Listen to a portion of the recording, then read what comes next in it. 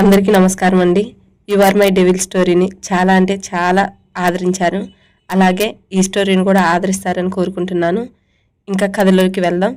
ఈరోజు కథ మన్నించు ఓ చెలి. హైదరాబాద్ సాయంత్రం 6 గంటలు. ఒక రెస్టారెంట్లోని కపుల్ క్యాబిన్లో ఒక అమ్మాయి టెన్షన్గా గోర్లు తినేస్తూ ఎవరి కోసమో వెయిట్ చేస్తుంది. గోర్లు తినడం ఎందుకు? ఏదో ఒక ఫుడ్ ఆర్డర్ చేసి తినొచ్చుగా, సరిపోయేది. సర్లేండి, చూద్దాం. అలా గోర్లు తినేస్తూనే ఇంకో 10 నిమిషాలు కాలాన్ని వెళ్లదీస్తుంది. అయినా కూడా తను ఎదురు చూసే వ్యక్తి రాకపోవడంతో ఆ వ్యక్తికి కాల్ చేస్తుంది. హైదరాబాద్ సిటీకి దూరంగా ఒక గెస్ట్ హౌస్లోని మాస్టర్ బెడ్రూమ్లో బెడ్ మీద అప్పుడే పుట్టిన పసిపాపల్లా ఈ లోకంతో సంబంధం లేకుండా వారి సరసంలో మునిగిపోయి ఉంటుంది ఒక జంట. అప్పటికే 2 సార్లు కట్ అయ్యి మూడోసారి మోగుతున్న ఫోన్కి డిస్టర్బ్ అయిన అమ్మాయి యష్ అని మత్తుగా మూలుగుతూ ఫోన్ వస్తుంది చూడు అని కొద్దిపాటు విసుగు ప్లస్ మత్తుగా అంటుంది. Leave it babe, after 15 minutes నేనే కాల్ బ్యాక్ చేస్తా అంటూ తన కదలికల్లో వేగం పెంచి సుఖాల తీరానికి చేరాక రీనా పక్కన వాలిపోయి ఎవరు కాల్ చేశారో చూడకుండా లిఫ్ట్ చేస్తాడు. హలో అని అటువైపు నుంచి స్వీట్ వాయిస్ పలకరిస్తుంది. మీరు ఊహించిందే, ఆ స్వీట్ వాయిస్ మన హీరోయిన్దేలేండి. హలో, ఎవరు? సార్, నేను యామినిని, మిమ్మల్ని మీట్ అవ్వాలి అని కాల్ చేశాను. ఇవాళ రెస్టారెంట్లో మీట్ అవుదామన్నారు కదా 6కి. నేను వచ్చాను, 6 దాటినా మీరు రాలేదు. అందుకే కాల్ చేశాను ఒకంత టెన్షన్గానే చెప్తుంది. యా, గుర్తుంది, 20 మినిట్స్లో వస్తాను అని కాల్ కట్ చేసి పక్కనే ఉన్న రీనాని మీదకి లాక్కొని డీప్ కిస్ ఇచ్చి ఫ్రెష్ అవ్వడానికి వెళ్తాడు. ఈలోపు పక్క రూమ్లో రీనా కూడా ఫ్రెష్ అయి వస్తుంది. రెడీ అవుతున్న యశ్వంత్ని తినేసేలా చూస్తూ కాల్లో ఎవరు యష్ అని అడుగుతుంది. ఎవరైతే నీకేంటి, ఒకంత కోపంగా అంటాడు.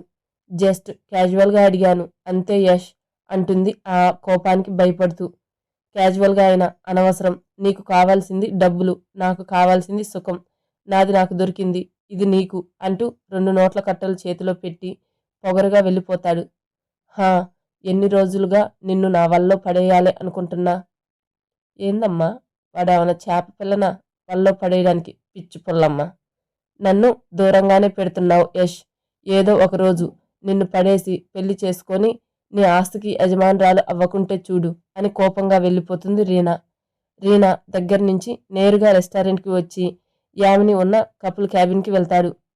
ఏ క్యాబినో మన మినీ పాప, అదే యామిని పాప వాట్సాప్లో ఆల్రెడీ షేర్ చేసి ఉంటుందిలేండి, అందుకే అక్కడికి వచ్చేస్తాడు. తన అరగంట నిరీక్షణకు ఫలితంగా లెఫ్ట్ హ్యాండ్తో ఫోన్ మాట్లాడుతూ స్టైల్గా వచ్చి తన ఎదురుగా కూర్చొని కాల్ కట్ చేసి మొబైల్ టేబుల్ మీద పెడుతూ యామిని వైపు చూసి కాసేపు అలానే ఫ్రీజ్ అయి తర్వాత నార్మల్ అవుతూ, చెప్పండి మిస్.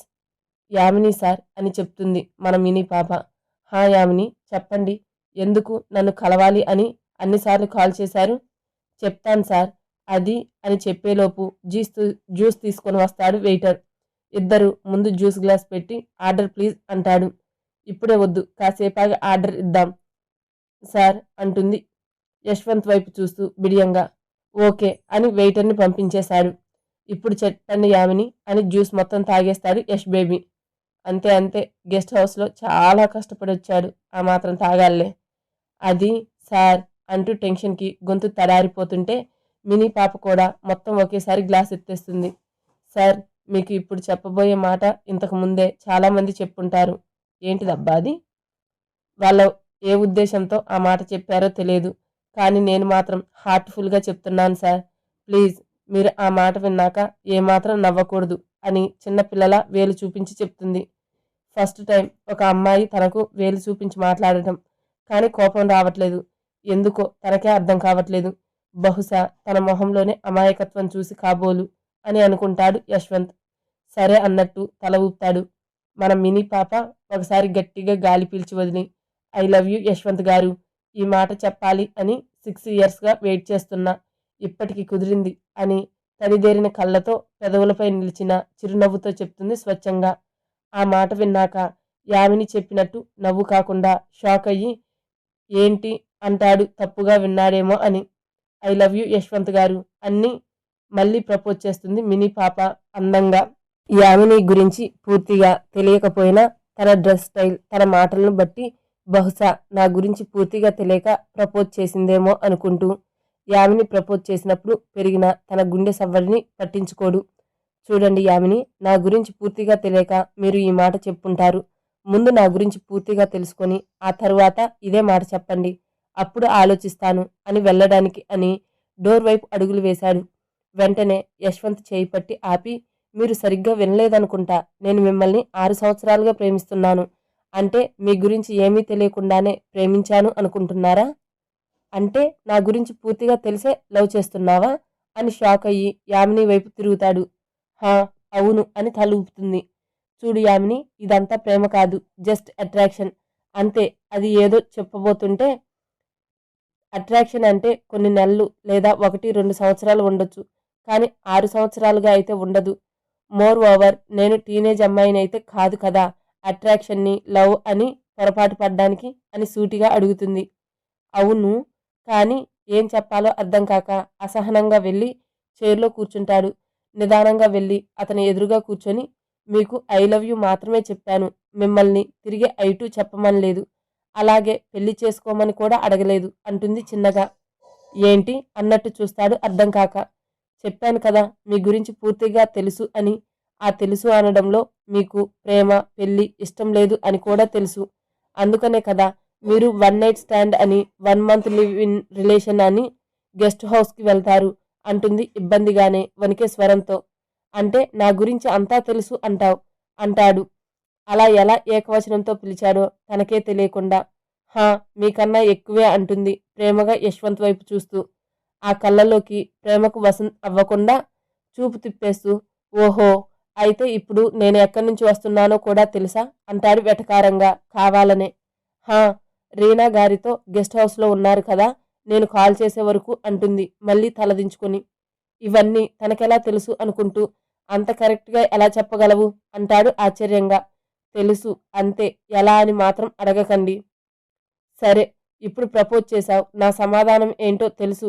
పెళ్లి వరకు కూడా మనం వెళ్ళలేము. మరి నాకు ప్రపోజ్ చేయడానికేనా కలవాలి అన్నావు? ఊహు, రీనా గారితో అగ్రిమెంట్ ఈ వీక్లో అయిపోతుంది కదా, తరువాత అగ్రిమెంట్ నాతో కుదుర్చుకోమని అడగడానికి వచ్చాను సార్ అంటుంది. ఏంటి? మినీ పాప ఫుల్ షాక్ ఇస్తుందిగా యష్ బేబీకి.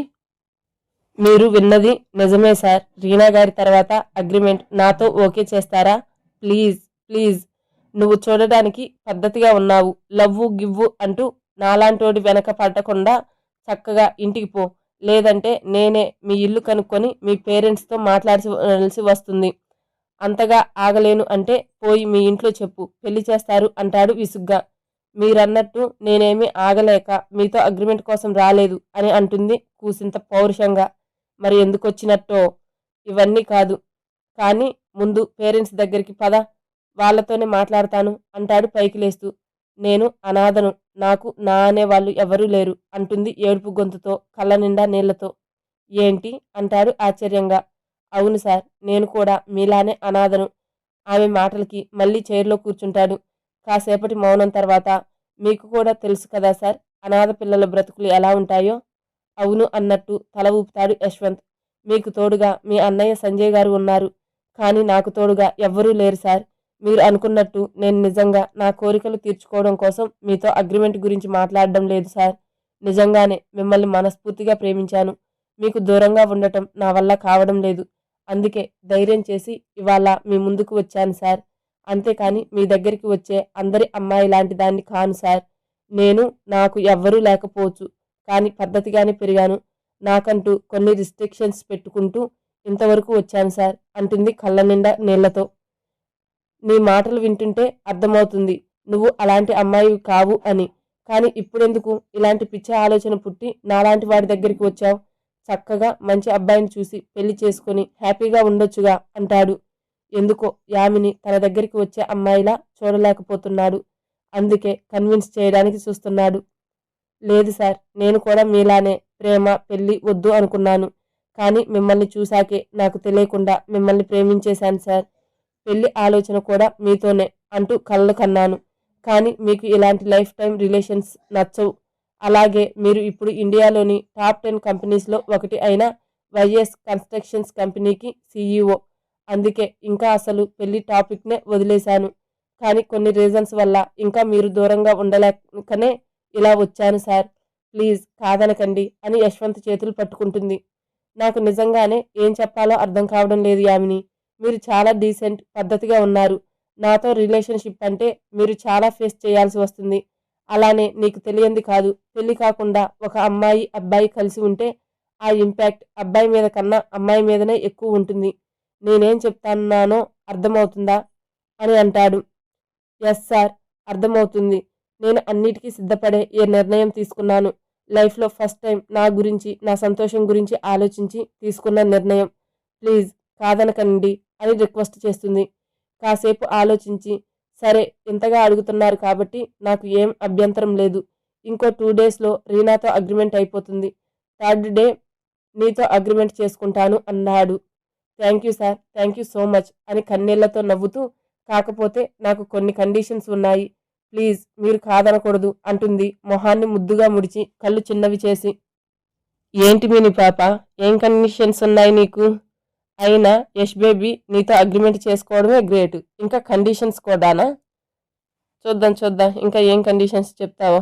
ఏం కండిషన్స్ అవి అంటాడు ముద్దుగా ఉన్న ముద్దుగుమ్మను చూస్తూ. అంటే అది మీరు అందరితో ఉన్నట్టు 1 మంత్ కాకుండా 6 మంత్స్ నాతో లివిన్లో ఉండాలి.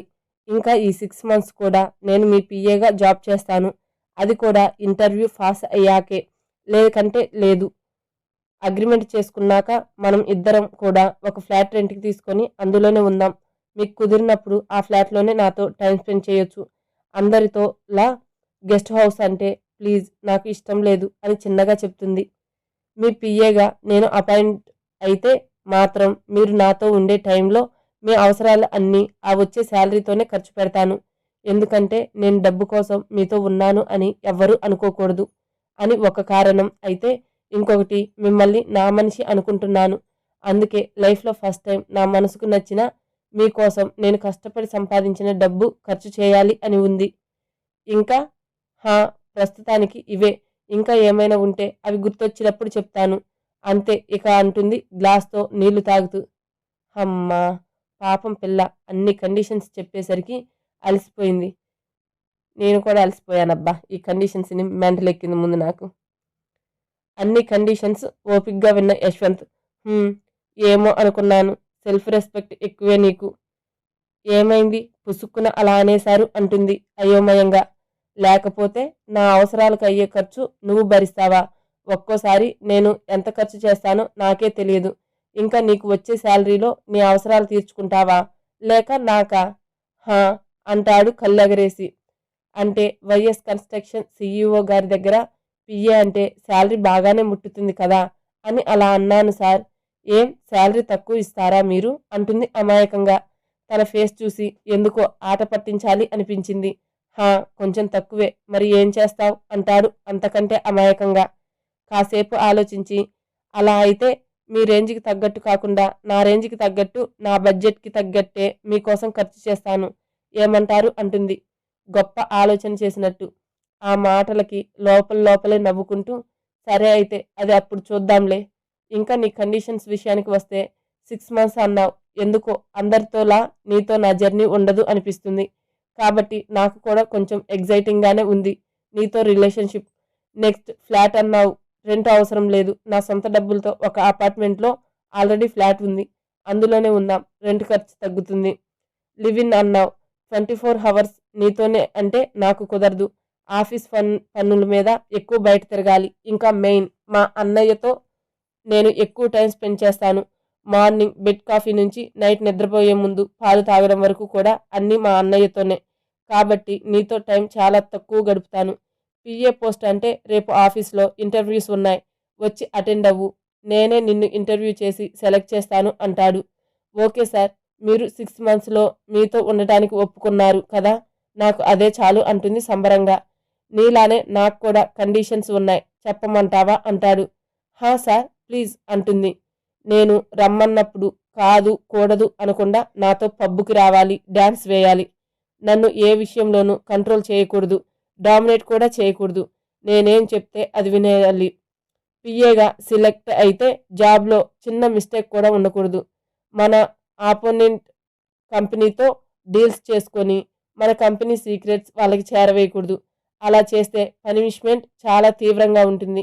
ఇంకా లాస్ట్ అండ్ ఫైనల్, నేను ఎప్పుడు ఎక్కడ నాతో బెడ్ ఎక్కమంటే నో అనకుండా ఒప్పుకోవాలి. ఇవి నా కండిషన్స్. ఓకే అంటే 3 డేస్లో నీతోనే నా న్యూ అగ్రిమెంట్ చేసుకుంటా. వాట్ యూ సే అంటాడు కొంచెం కన్నింగ్గా. ఫస్ట్ 3 కండిషన్స్ ఏమో కానీ లాస్ట్ కండిషన్కి మాత్రం గుండె జల్లుమంటుంది మినీ పాపకి.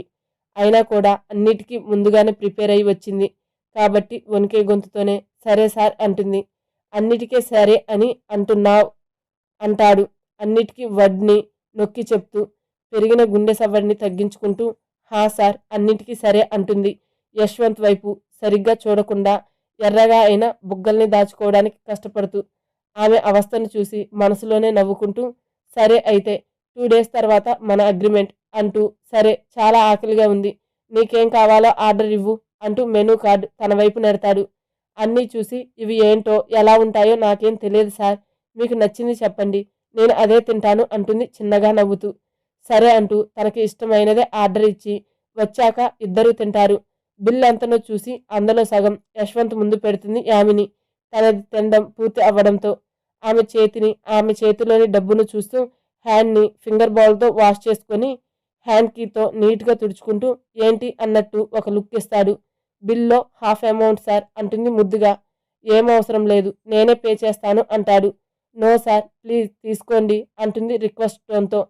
అవసరం లేదు, ఇక్కడ మీట్ అవుదామని పిలిచింది నేనే కదా, సో నేనే పే చేస్తాను. సైలెంట్గా ఆ అమౌంట్ నీ బ్యాగ్లో తోసేయి అంటాడు ఒకంత కోపంగా.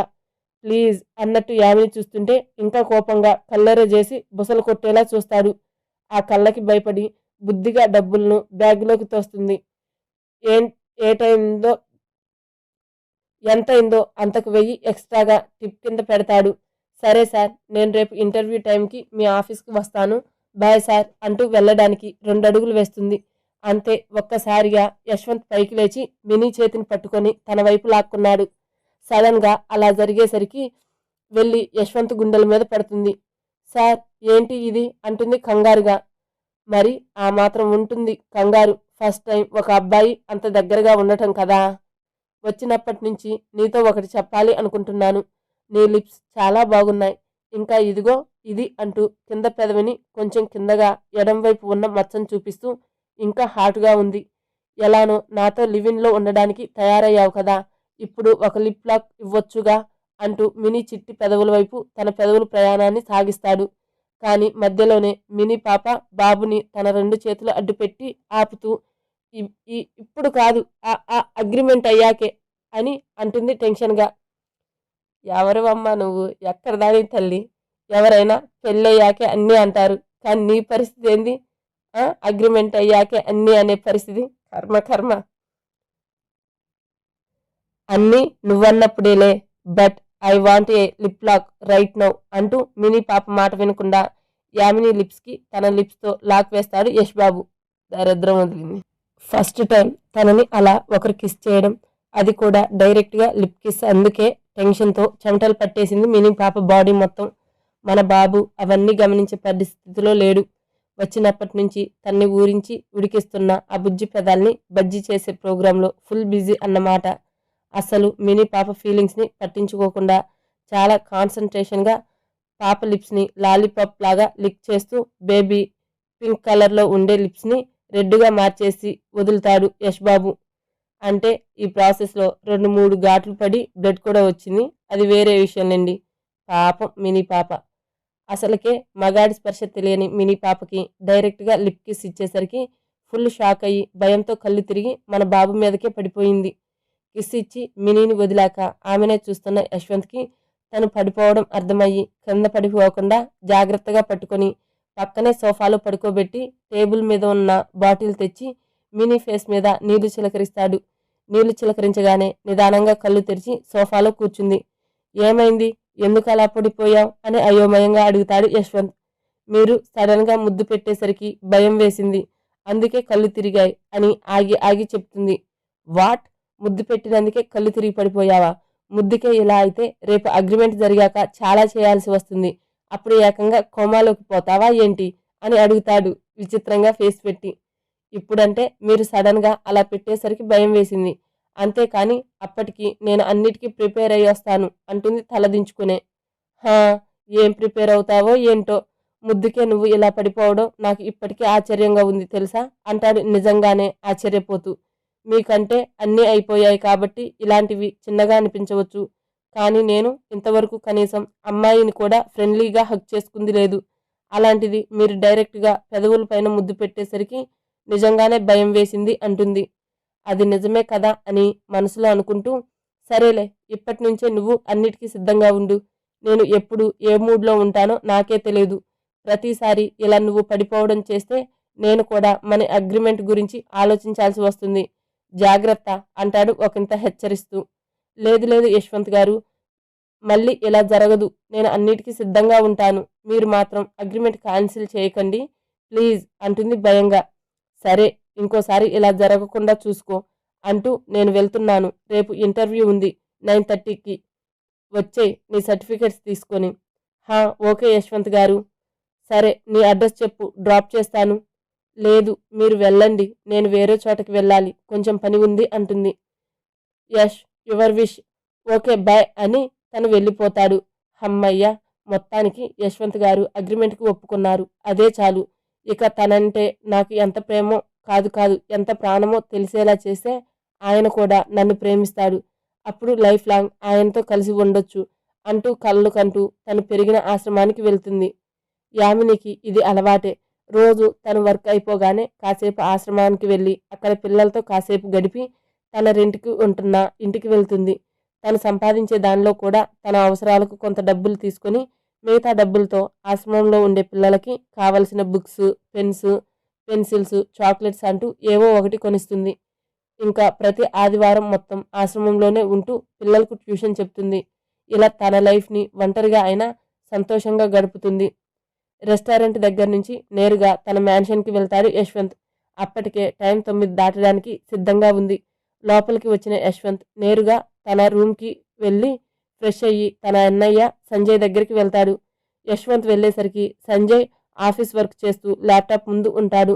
అన్నయ్య అన్న యశ్వంత్ పిలుపుకి యశ్వంత్ వైపు చూసి కూడా చూడనట్టు మొహం పక్కకు తిప్పుకొని మళ్ళీ తన వర్క్లో పడిపోతాడు. యశ్వంత్కి తెలుసు తను లేటుగా వచ్చినందుకే సంజయ్ తనని పట్టించుకోలేదు అని. అన్నయ్య, తిన్నావా? యశ్వంత్ వైపు ఒక చూపు చూసి మళ్ళీ కంప్యూటర్ వైపు తల తిప్పుతాడు.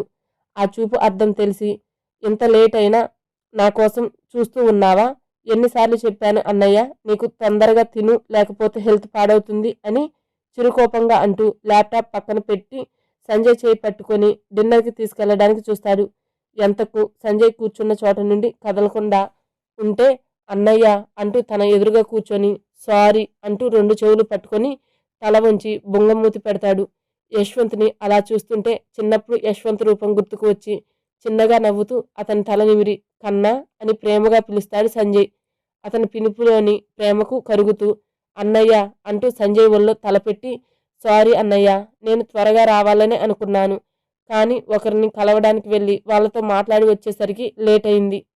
ఇంకెప్పుడు ఇంత లేటుగా ఉండను. 8 కల్లా ఇంట్లో ఉంటాను. ప్లీజ్ ఈ ఒక్కసారికి మాఫ్ చేయి నన్ను అంటూ ముద్దుగా మాట్లాడతాడు. సరే కన్నా, నువ్వు చెప్పినట్టే ఈసారికి నిన్ను క్షమిస్తా. కానీ ఇంకోసారి ఇలా లేట్గా వస్తే మాత్రం నేను ఇంకా అస్సలు నీతో మాట్లాడను. అయినా ఎన్నిసార్లు చెప్పాను కన్నా నీకు, అమ్మాయిలను తీసుకొని ఆ ఫార్మ్ హౌస్కి వెళ్ళకు అని. అయినా నా మాట వినవే అంటాడు కొంచెం సీరియస్గా.